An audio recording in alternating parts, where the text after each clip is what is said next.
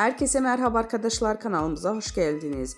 Gübse Özay'ın kıskançlık sorularına yanıtladığı açıklamalar sanal medyanı ikiye böldü.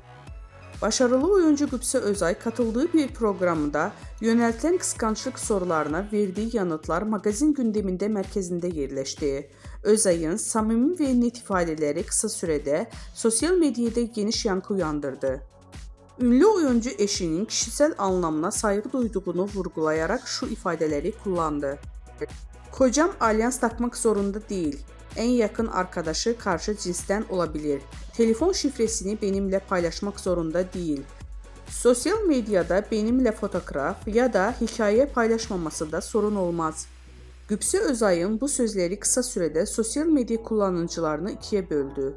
Gübse Özay'ın açıklamaları ilişkilerine güven ve sınır konusunda yeniden gündemine taşırken magazin dünyasında da uzun süre konuşulacağı benziyor.